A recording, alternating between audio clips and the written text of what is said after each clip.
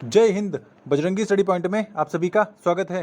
साथियों, UP BEd counselling 2025 अब बहुत दूर नहीं है, क्योंकि काउंसलिंग का शेड्यूल कभी भी जारी किया जा सकता है और काउंसलिंग शेड्यूल जारी होने के 10 दिन बाद आपका काउंसलिंग शुरू हो जाएगी। तो काउंसलिंग शुरू होने से पहले आप सभी को अपने डॉक्यूमेंट्स तैयार रखने होंगे और काउंसलिंग में बहुत सारे डॉक्यूमेंट्स लगते हैं। तो यहाँ पर उन डॉक्यूमेंट्स की पूरी लिस्ट दी गई, आप यहाँ पर देख सकते हैं।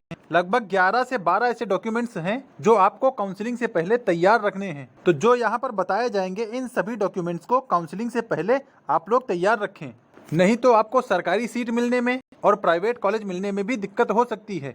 तो आप सभी लोग ये गलती मत करना, नहीं तो बाद में पछताना पड़ेगा। तो बीएड काउंसलिंग 2025 से जुड़े जितने डॉक्यूमेंट लगते हैं, उन सभी डॉक्यूमेंट्स की यहाँ पर चर्चा की जाएगी। और अगर आपके ये सभी डॉक्यूमेंट्स तैयार होंगे तभी आपको स्कॉलरशिप भी मिलेगी। तो आप सभी लोग बहुत ही ध्यान से और काउंसलिंग से पहले इन डॉक्यूमेंट्स को तैयार रख लें। तो स्टार्ट करते हैं वीडियो को।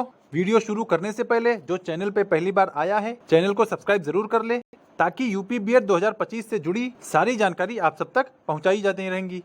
तो स्टार्ट करते हैं अपने वीडियो को। ये हमने पिछले वीडियो में भी बताया था कि आपको काउंसलिंग की फीस कितनी देनी है, और इन केस या बाई चांस आपको कॉलेज अलॉट नहीं होता है तो आपकी काउंसलिंग फीस भी वापस आ जाएगी। तो काउंसलिंग फीस में आपको 750 रुपए जमा करना होगा, जो कि ये काउंसलिंग की फीस है। और सीट अलॉट होने के बाद आपको 5,000 रुपए अलग से उसी में जमा करना होगा। यानी 750 तो आपको एक जमा करना होगा और दूसरा आपको 5,000 जमा करना होगा। तो इस तरह टोटल आपको काउंसलिंग में ही 5750 रुपए जमा करने होंगे, जिसमें से आपको अगर सीट अलॉट नहीं होती है तो ये 5,000 वापस आ जाएंगे, लेकिन ये 750 नॉन रिफंडेबल होते हैं, ये वापस नहीं आएंगे। तो ये तो रही काउंसलिंग फीस की बात।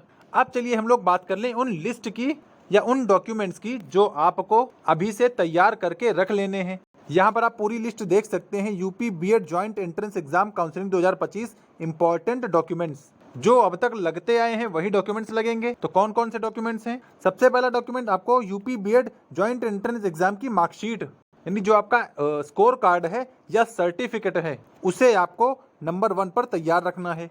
उसका प्रिंट आउट आप निकलवा के रख लीजिएगा। और उसके बाद जब आप काउंसलिंग करेंगे तो आपको यूपी बीएड जेई से ही काउंसलिंग लेटर अलॉट हो जाएगा। उस लेटर को भी आप प्रिंट आउट निकलवा लेंगे, उसकी भी जरूरत पड़ेगी जब आप एडमिशन लेने जाएंगे। और तीसरा जो सबसे इम्पोर्टेंट है वो एकेडमिक सर्टिफिकेट्स हैं। अब इसमें कौन कौन से सर्टिफिकेट आते हैं? तो सबसे पहले देखिए, आपका जो 10th की मार्कशीट थी उसकी ओरिजिनल कॉपी रहेगी, और 12th की मार्कशीट होगी उसकी ओरिजिनल कॉपी रहेगी। उसके बाद ग्रेजुएशन का अगर 3 साल का है तो 3 साल की ओरिजिनल, और अगर 4 साल का है तो वो 4 साल की ओरिजिनल कॉपी। उसके बाद अगर आपने पीजी किया हुआ है तो पीजी की भी ओरिजिनल डॉक्यूमेंट्स ही चाहिए होंगे, जो आपको काउंसलिंग के दौरान अपलोड करने हैं। तो एकेडमिक सर्टिफिकेट में आपके पास लगभग ये 4 टाइप के डॉक्यूमेंट्स होने चाहिए।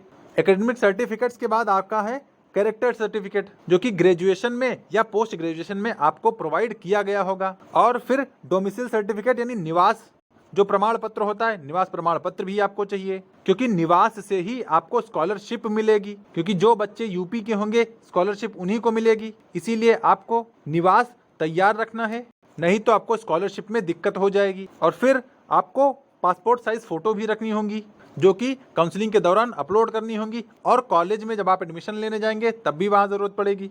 उसके बाद आईडी प्रूफ होना चाहिए, वो मेनली आधार होता है, वो तो सबके पास होगा ही। और यहाँ पर सबसे बड़ी बात यह है कि अगर किसी के आधार में कोई दिक्कत है, कोई करेक्शन करने लायक है, तो उस करेक्शन को भी करवा लीजिए। क्योंकि अगर एकेडमिक सर्टिफिकेट्स में और आधार में कोई अंतर होता है, कोई अंतर मिलेगा, तो फिर आपकी स्कॉलरशिप नहीं आएगी। तो जितने यहाँ पर ये एकेडमिक सर्टिफिकेट बताए गए हैं ये, और जो आधार है उसमें आपका नाम, आपकी डीओबी और आपके पापा का नाम सेम होना चाहिए, नहीं फिर आपकी स्कॉलरशिप नहीं आएगी। तो आईडी प्रूफ और एकेडमिक सर्टिफिकेट आपको एक जैसे ही रखने हैं। और फिर सबसे लास्ट बात कर लें तो कास्ट सर्टिफिकेट आपके पास होना चाहिए कि आप किस जाति के हैं, जाति सर्टिफिकेट। और अगर आप रिजर्वेशन ले रहे हैं तो आपको इनकम सर्टिफिकेट भी लगेगा, और डोमिसाइल सर्टिफिकेट, निवास तो लगेगा ही। तो जिन जिन पे ये एप्लीकेबल होगा उन सबको देना होगा, क्योंकि भाई सभी लोग एक जैसे होते नहीं है। तो कोई लोग जनरल में होंगे तो जनरल का तो कास्ट सर्टिफिकेट लगेगा नहीं, उनका इनकम भी नहीं लगेगा। जिनको कास्ट सर्टिफिकेट चाहिए, जिनको रिजर्वेशन चाहिए, उनको कास्ट सर्टिफिकेट, इनकम सर्टिफिकेट और निवास सर्टिफिकेट चाहिए। और एकेडमिक सर्टिफिकेट में एक चीज और है, जो कि आपका ट्रांसफर सर्टिफिकेट या टीसी है। तो आपको टीसी भी अपने प्रीवियस कॉलेज से मंगवा लेनी है, और उसे अपने पास सेफ रिजर्व रख लेना है, क्योंकि काउंसलिंग के दौरान आपको ट्रांसफ़र सर्टिफिकेट भी अपलोड करना होगा। जैसा कि यहाँ पर कैरेक्टर सर्टिफिकेट लिखा है, उसी तरह ट्रांसफ़र सर्टिफिकेट भी आपको देना होगा। तो अगर हम टोटल सर्टिफिकेट की बात करें तो एक तो ये हो जाएगा और दूसरा इधर ये हो जाएगा, तीसरा एकेडमिक में ये 5 हैं, तो ऐसे 5 2 7 हो गए। चौथा 8वां कैरेक्टर सर्टिफिकेट, 9वां डोमिसाइल निवास सर्टिफिकेट और 10वां पासपोर्ट साइज फ़ोटो, 11वां आपका आईडी प्रूफ होना चाहिए और 12वें में जाति प्रमाण पत्र और आय प्रमाण पत्र भी होना चाहिए। यानी ऐसे लगभग 12 से 13 डॉक्यूमेंट्स आपको अभी से रेडी रखने हैं, ताकि ना तो आपको काउंसलिंग में कोई दिक्कत आए और ना ही स्कॉलरशिप के फॉर्म में कोई दिक्कत आए। और सभी डॉक्यूमेंट्स में जो आपका नाम है, डीओबी है, पापा का नाम है, वो सेम होना चाहिए। चलिए, ये तो रही डॉक्यूमेंट्स के लिस्ट की बात। अब हम लोग आगे बात कर लें कि यूपी बीएड के लिए बेस्ट प्राइवेट कॉलेज कौन कौन से हैं, जहां से आप बिल्कुल नॉमिनल चार्ज पे दोनों साल का बीएड कंप्लीट कर सकते हैं। तो ऐसी हम 2 यूनिवर्सिटीज की बात करेंगे जहां पर आप हमसे कांटेक्ट करके अपना एडमिशन ले सकते हैं प्राइवेट, जिसमें पहले यूनिवर्सिटी है राम मनोहर लोहिया अवध यूनिवर्सिटी, जो कि अयोध्या में है। तो अयोध्या या उसके आसपास के जिले वाले बच्चे, अगर आपको प्राइवेट कॉलेज चाहिए तो हमसे संपर्क करें, आगे आपको फीस स्ट्रक्चर भी बताया जाएगा। तो अयोध्या में जो कॉलेज है वहाँ पर एग्जाम जो मोड होता है वो ईयरली होता है, यानी साल में एक बार एग्जाम होगा। और दूसरी जो यूनिवर्सिटी है वो प्रोफेसर रज्जू भैया यूनिवर्सिटी है, जो कि प्रयागराज में है। तो प्रयागराज के आसपास वाले जिले वाले बच्चे आप लोग इसमें अपना एडमिशन ले लीजिएगा। लेकिन इसमें यहाँ पर साल में 2 बार एग्जाम होता है, जो कि सेमेस्टर वाइज होता है। तो जिसको जहाँ से पास पड़ेगा, जहाँ से कन्वीनियंट रहेगा, आप लोग वहाँ से अपना एडमिशन कराइए और अपनी सीट बुक करना शुरू कर दीजिए। आगे हम लोग फीस स्ट्रक्चर की बात कर लें तो ये आपके सामने पूरा फीस स्ट्रक्चर और इंस्टॉलमेंट की बात की गई है कि आपको एक साथ फीस नहीं देनी है, क्योंकि एक साथ फीस इतनी कोई नहीं दे सकता है, क्योंकि जो दोनों साल की टोटल फीस है वो 50,750 है। इसके अलावा आपसे कोई एक्स्ट्रा चार्ज नहीं लिया जाएगा, यानी लगभग 51,000 में आपका बीएड दोनों साल का कंप्लीट हो जाएगा। जिसमें इंस्टॉलमेंट कुछ ऐसी हैं, सीट बुकिंग जो फीस है वो आपकी 5750 है, यानी अगर आप अभी से अपनी सीट बुक कर लेते हैं तो आपके लिए वो सीट रिजर्व कर ली जाएगी और उसके लिए आपको 5750 पे करने होंगे। आप इसको भी 5750 को भी 2 बार दे सकते हैं, पहला 3000 और बाकी बाच की रिमेनिंग अमाउंट, ताकि आपके लिए एक सीट रिजर्व कर ली जाए। और दूसरा, जब आपका एडमिशन होगा तो एडमिशन टाइम आपको 15,000 देने हैं, और उसके बाद जब फर्स्ट ईयर के एग्जाम के फॉर्म आएंगे उस समय भी आपको 15,000 देना होगा। और फर्स्ट ईयर एग्जाम हो जाएगा, उसके बाद जब सेकेंड ईयर एग्जाम के फॉर्म आएंगे उस समय भी आपको 15,000 देना होगा। तो इस तरह 15,000 की 3 इंस्टॉलमेंट रहेंगी और 5750 की जो सीट एडवांस बुकिंग फीस है ये आपको देना होगा। और इस तरह टोटल 50,750 रुपए ही आपको देने हैं। इसमें आपको डिग्री प्रोवाइड कराई जाएगी और सर्टिफिकेट आपको इसके लिए कोई अलग से चार्ज नहीं देना है। और एडमिशन लेने के लिए आप इन 3 नंबर्स पर कॉल कर सकते हैं। आपको कोई भी दिक्कत हो, कोई भी समस्या हो, इन नंबर्स पर कॉल करिए, आपकी सारी समस्याएं दूर की जाएंगी। और जो लोग बाहर के हैं, जैसे बिहार हो गया, झारखंड हो गया, या छत्तीसगढ़ हो गया, या एमपी हो गया, अगर यहाँ के बच्चे हैं तो आपको एग्जाम टाइम बिल्कुल नॉमिनल फीस पर या नॉमिनल पैसे पर आपको रूम भी मिल जाएगा, ताकि आपको एग्जाम देने में कोई समस्या का सामना ना करना पड़े।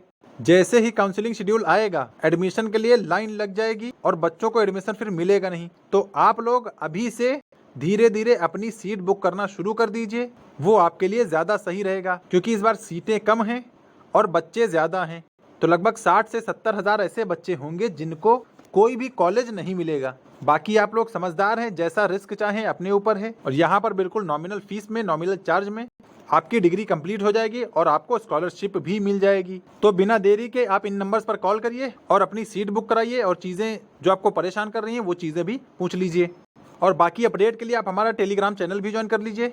टेलीग्राम हमारा बजरंगी स्टडी पॉइंट नाम से है, जो कि डिस्क्रिप्शन में उसका लिंक दे दिया गया है। आप वहां से लिंक पर क्लिक करके बजरंगी स्टडी पॉइंट नाम के टेलीग्राम चैनल से कनेक्ट हो जाएं। वहां पर बीएड से जुड़ी इंपॉर्टेंट चीज़ें शेयर की जाती हैं, और जो लोग एडमिशन ले रहे हैं उनके लिए तो बहुत ज़्यादा बेनिफिशियल होगा। वो सभी लोग इस ग्रुप से कनेक्ट हो जाएं, ताकि इन फ्यूचर एक म्यूचुअल ग्रुप बना रहे यूपी बीएड 2025 वालों का।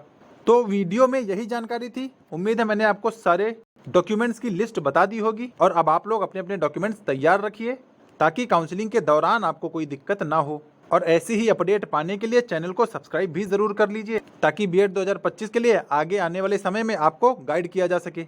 तो वीडियो को लाइक कर दें और चैनल को सब्सक्राइब कर लें, और मिलते हैं नेक्स्ट अपडेट के साथ। तब तक के लिए सभी को जय हिंद।